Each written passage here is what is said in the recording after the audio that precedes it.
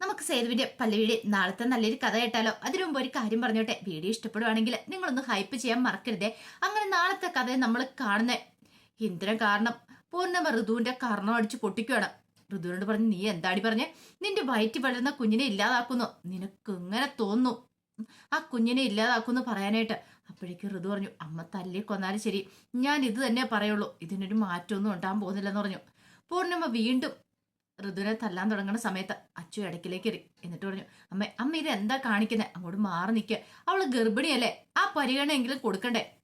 ഗർഭിണിയാണ് പോലും. എന്നിട്ട് അവൾ എന്താ ചെയ്യുന്നേ? അവളുടെ വയറ്റി വളരുന്ന കുഞ്ഞിനെ ഇല്ലാതാക്കാൻ ശ്രമിക്കുമല്ലേ? അവളിതൊക്കെ ഇപ്പോഴല്ല നോക്കേണ്ടിയിരുന്നേ, നേരത്തെ നോക്കണമായിരുന്നു. നിനക്ക് ഈ കുഞ്ഞിനെ വേണ്ടായിരുന്നെങ്കിൽ പിന്നെ നീ എന്തിനാടി ഇന്നെ ഉണ്ടാക്കിയെന്ന് ചോദിച്ചു. ഇങ്ങനെയൊന്നും ആയിരുന്നില്ലല്ലോ നീ പറഞ്ഞേ. ഇപ്പൊ നിനക്ക് ചതിയന്റെ കുഞ്ഞല്ലേ? ഇതൊക്കെ നീ ചിന്തിക്കണമായിരുന്നു. നിന്നോട് ഞാനും സേതുവും പല്ലവിയൊക്കെ എത്ര വട്ടം പറഞ്ഞു ഈ ബന്ധം വേണ്ടാന്ന്. നീ അനുസരിച്ചോ? അത് കേട്ടപ്പോ ഇന്ദ്രന്റെ മോന്താണോ. ഇന്ദ്രൻ പറഞ്ഞു, പൂർണ്ണിയമ്മേ, ഇനിയിപ്പൊ അതിനെക്കുറിച്ചൊന്നും പറയണ്ട. എനിക്ക് എന്റെ കുഞ്ഞിനെ കിട്ടിയേ മതിയാവുള്ളൂ. എനിക്ക് എന്റെ കുഞ്ഞിനെ വേണം. അതിനെ അബോർട്ട് ചെയ്യാനായിട്ട് ഞാൻ സമ്മതിക്കില്ല എന്ന് പറഞ്ഞു. ഋതു പറഞ്ഞു, ഈ ജന്മത്തിൽ അത് നടക്കില്ലടാ. നിന്റെ കുഞ്ഞിനെ ഞാൻ പ്രസവിച്ച് തരത്തില്ല. അതിന് ഋതു വേറെ ജനിക്കണമെന്ന് പറഞ്ഞു. ആ സമയത്ത് ഇന്ദ്രൻ പറഞ്ഞു, നിന്റെ ഈ അഹങ്കാരം ഉണ്ടല്ലോ, നിന്റെ അഹങ്കാരത്തിന് ഞാൻ നിനക്ക് തരുന്ന ശിക്ഷയാണിത്. നീ കുഞ്ഞിനെ പ്രസവിക്കും. ഈ കുഞ്ഞിനെ പ്രസവിച്ച് നീ വളർത്തും. ഇല്ലെങ്കിൽ ഇന്ദ്രൻ ആരാന്ന് നീ അറിയാൻ പോകുന്നുള്ളൂ എന്ന് പറഞ്ഞു കഴിഞ്ഞപ്പോ അച്ചു പറഞ്ഞു, ഒന്നും നിർത്തുന്നുണ്ടോ ഋതു? വാ എന്ന് പറഞ്ഞോണ്ട് ഋതുവിനെ വിളിച്ചോണ്ട് അകത്തേക്ക് അങ്ങോട്ട് കയറി പോവാ. അപ്പോഴേക്കും ഇന്ദ്രൻ പൂർണ്ണിമയോട് പറഞ്ഞു, പൂർണ്ണിമേ, ഞാൻ കുറെ തെറ്റുകളൊക്കെ ചെയ്തിട്ടുണ്ട്, ശരി, സമ്മതിച്ചു. പക്ഷെ ഇപ്പം ആ പഴയ ഇന്ദ്രനല്ല. ആ പഴയ ഇന്ദ്രൻ എന്നേ മരിച്ചു കഴിഞ്ഞു. എനിക്ക് ജീവിക്കണം എൻ്റെ കുഞ്ഞിനോടും എൻ്റെ ഭാര്യയോടും ഒപ്പം. അതുകൊണ്ടാ അവൾ ആ കുഞ്ഞിനെ ഇല്ലാതാക്കാൻ പോയി. ഒടുവിൽ അവൾ ചെന്ന് പെണ്ണുപാണിപ്പ കേസിന്റെ പിടിയിലാണ്. അല്ലെങ്കിൽ ചോദിക്കുക, ഇതല്ലേ പല്ലവി വയ്ക്കുന്നത്, സത്യമല്ലേ ചോദിക്കാൻ പറഞ്ഞു. പൂർണ്ണിമ നേരെ പല്ലവിയുടെ അടുത്തേക്ക് തിരിഞ്ഞു. പല്ലവിയോട് ചോദിച്ചു, പല്ലവി സത്യം പറ, എന്താ സംഭവിച്ചെന്നൊക്കെ ചോദിച്ചു. പല്ലവിക്ക് ഇവനെ പറയാതിരിക്കാൻ പറ്റുമോ? പല്ലവി ഉള്ള കാര്യം പറയണം. അത് കേട്ടപ്പോൾ പൂർണ്ണിമയ്ക്ക് ഒട്ടും സഹിച്ചില്ല. പൂർണ്ണിമ പറഞ്ഞു, എന്നാലും ഋതു എന്താ ഇങ്ങനെ? ആ സമയം ഇന്ദ്രൻ പറഞ്ഞു, കൃത്യസമയത്ത് പല്ലവി അങ്ങോട്ടേക്ക് എത്തിയതുകൊണ്ടായിരുന്നല്ലോ. അല്ലായിരുന്നെങ്കിലോ? ശരിക്കും പറഞ്ഞിട്ടുണ്ടെങ്കിൽ ഇതിനൊക്കെ എങ്ങനെ മറുപടി കൊടുക്കണമെന്നറിയാവോ? ഞാൻ കൊള്ളരുതാത്തവനാ. പക്ഷെ ഇപ്പോഴങ്ങനെയല്ല. എല്ലാരും കൂടെ കൂടിയിട്ട് എന്നെ നന്നാക്കാൻ ശ്രമിച്ചുകൊണ്ടിരിക്കല്ലേ. നന്നാവണമെന്ന് എനിക്കും ആഗ്രഹമുണ്ട്. അതുകൊണ്ടാണ് ഞാൻ പറയണത്. എന്റെ കുഞ്ഞിന് എന്തെങ്കിലും സംഭവിച്ചിട്ടുണ്ടെങ്കിൽ പിന്നെ ഞാൻ അവളെ ജീവനോടെ വെച്ചേക്കത്തില്ല. അതുപോലെ തന്നെ ഞാനും പിന്നെ ജീവനോടെ ഇരിക്കില്ല എന്നും പറഞ്ഞ് ഇന്ദ്രൻ അങ്ങോട്ട് പോയി. ഇത് കേട്ടോണ്ടാണ് പ്രതാപം വരുന്നത്. പ്രതാപം വന്നിട്ട് പൂർണ്ണിമ പറഞ്ഞു, പൂർണ്ണിമച്ചി, അവരെന്തേലും കാര്യം പറഞ്ഞാൽ പറഞ്ഞു തന്നെ കേട്ടോ. അല്ലേലും ഋതുവിന് ഇത് എന്തു പറ്റി? ഋതു എന്തിനാ ആ കുഞ്ഞിനെ ഇല്ലാതാക്കണേ എന്നൊക്കെ പറഞ്ഞുകൊണ്ട് ഋതുവിനെ കുറ്റപ്പെടുത്തുവാണ്. നാല് വഴിക്കുന്ന ഋതുവിനെ കുറ്റപ്പെടുത്തുന്ന പല്ലവിക്കാണ് ഭയങ്കര സങ്കടമായി. സഹിച്ചില്ല. പല്ലവി പറഞ്ഞു, ഇനിയിപ്പൊ അതിനെക്കുറിച്ച് നിങ്ങൾ ആരും ഒന്നും പറയണ്ട. അവളുടെ മാനസികാവസ്ഥ എന്താന്ന് നിങ്ങളാരും മനസ്സിലാകാത്തണ്ട എന്നൊക്കെ പറഞ്ഞ് പല്ലവി ഋതുവിനെ സപ്പോർട്ട് ചെയ്യുന്നുണ്ട്. പിന്നീട് പ്രതാപം പോയി കഴിഞ്ഞപ്പോൾ പൂർണ്ണിമയോട് പറഞ്ഞു, പൂർണ്ണിമേ, എന്തായാലും തല്ലാൻ പാടില്ലായിരുന്നു അവളെ. കാരണം അവളുടെ മനസ്സിന് നല്ല വിഷമമുണ്ട്. അവൾക്ക് സപ്പോർട്ട് കൊടുത്ത് അവളുടെ കൂടെ എപ്പോഴും നിൽക്കേണ്ടത് ഇപ്പം നമ്മളല്ലേ. അവൾക്ക് മറ്റാരോ ഉള്ളതെന്ന് ചോദിച്ചു. പൂർണ്ണിമ പറഞ്ഞു, വേണാഞ്ഞിട്ടാണോ പല്ലവി? നീ കേട്ടല്ലേ അവൾ പറയുന്ന കാര്യങ്ങൾ. അതെങ്ങനെ ഉൾക്കൊള്ളാൻ നമുക്ക് സാധിക്കും? അവളുടെ വയറ്റി വളരുന്ന ആ കുഞ്ഞ് എന്ത് പഴിച്ചു? അത് കേട്ടപ്പോൾ പല്ലവി പറഞ്ഞു, ശരിയാ, പക്ഷെ അവളെ തല്ലിയത് കൊണ്ടോ അല്ലെങ്കിൽ വഴക്ക് പറഞ്ഞുകൊണ്ടോ ഒന്നും പ്രയോജനമില്ല. അവളെ ചേർത്ത് പിടിക്കണമെന്ന് പറഞ്ഞു. അതുകൊണ്ടൊന്നും കാര്യമുള്ളെന്ന് പറഞ്ഞു. പിന്നീട് പല്ലവി നേരെ മുറിയിലേക്ക് എന്ന് കഴിയുമ്പോഴത്തേനും സേതു ഉണ്ടായിരുന്നു. സേതുനോട് കാര്യങ്ങളൊക്കെ പറയണം. സേതു പറഞ്ഞു, അല്ല, ഇന്ദ്രനെ നമ്മൾ മാറ്റിയെടുക്കാന്നൊക്കെ പറഞ്ഞല്ലോ ഋതുവിനോട്. എത്രയാന്ന് പറഞ്ഞാലും അവന് മാറാതിരിക്കാൻ പറ്റില്ല. അങ്ങനെയുള്ള സാഹചര്യത്തിൽ പിന്നെ ഋതു എന്തിനാ അവളുടെ വയറ്റി വിടുന്ന കുഞ്ഞിനെ ഇല്ലാതാക്കാൻ നടക്കണേ? അതിന്റെ ആവശ്യമുണ്ടോ? ഒരുപക്ഷെ ആ കുഞ്ഞ് ജനിച്ചു കഴിയുമ്പോൾ അതിന് നല്ലൊരു അമ്മയും ഒരച്ഛനും ഉണ്ടായിരിക്കണം. അപ്പൊ അതിന് വേണ്ടിയിട്ടാ നമ്മൾ ഇത്ര കഷ്ടപ്പെട്ട് ബുദ്ധിമുട്ടി ഇന്ദ്രനെ മരണത്തിൽ നിന്ന് രക്ഷിച്ച് അവനെ നന്നാക്കാൻ നടക്കണം. ആ സമയത്ത് ഇതിന്റെ ആവശ്യമുണ്ടോ എന്ന് ചോദിച്ചു. സേതോട്ട, കാര്യമൊക്കെ കാര്യം തന്നെ. നമ്മൾ അവനെ നന്നാക്കാൻ നടക്കുന്നുണ്ട്. പക്ഷെ ഒരു കാര്യം ഓർമ്മ വേണം. അതെന്താ? അവൻ മാറിയെന്ന് പറഞ്ഞാൽ നമ്മൾ അവനെ കണ്ണടച്ച് വിശ്വസിക്കാൻ പാടില്ല. കാരണം അവൻ ഇന്ദ്രനാണ്, എന്തും ചെയ്യാൻ മടിയില്ലാത്തവന്. അതുകൊണ്ട് സൂക്ഷിച്ചും കണ്ടും വേണം. ഒരു പക്ഷെ അവൻ നമ്മുടെ അടുത്ത് പല മായാജാല പ്രകടനങ്ങളും നടത്തും. ഞാൻ നന്നായി അങ്ങനെ ഇങ്ങനെ എന്നൊക്കെ പറഞ്ഞിട്ട്. പക്ഷെ അതിനകത്തൊക്കെ നമ്മള് ഒരു കാര്യം കണ്ടെത്തണം. അവന് പെട്ടെന്ന് അങ്ങനെ മാറാൻ പറ്റില്ലെന്ന്.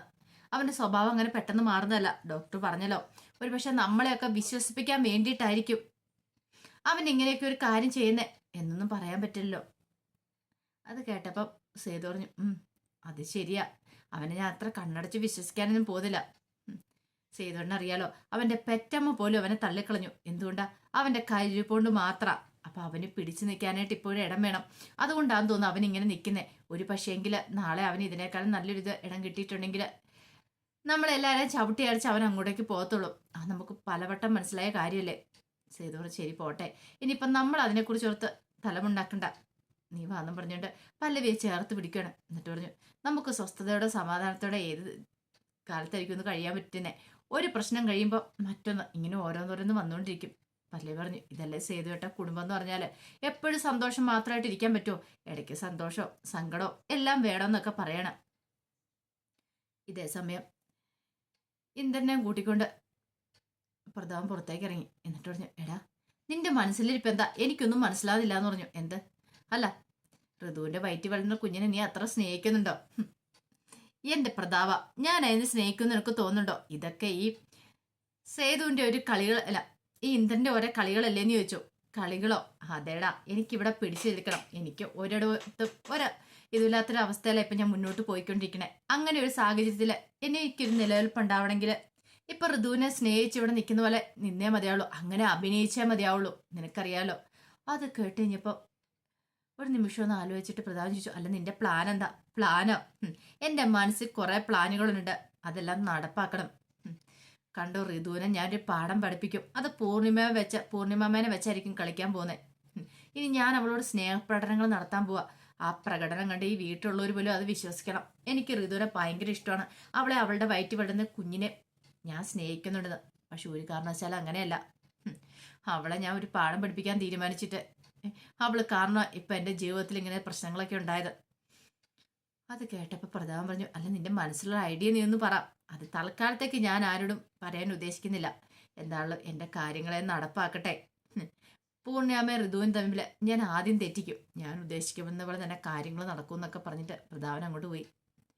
ഇതേസമയം മയൂരി സേതുവിനെ വിളിക്കണം. സേതുവിനെ വിളിച്ചിട്ട് താൻ ശ്രീകാന്തൻ കണ്ട കാര്യങ്ങളും അതോടൊപ്പം തന്നെ വേണുഗോപാൽ അങ്ങോട്ടേക്ക് വന്ന കാര്യങ്ങളൊക്കെ പറയണം. സേതുവേട്ട, എനിക്കറിയില്ല എന്ത് ചെയ്യണമെന്ന്. ഇപ്പോഴും പപ്പ സമ്മതിച്ചിട്ടില്ല.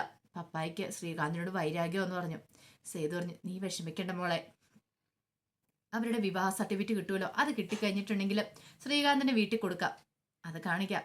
വിവാഹം കഴിയണം.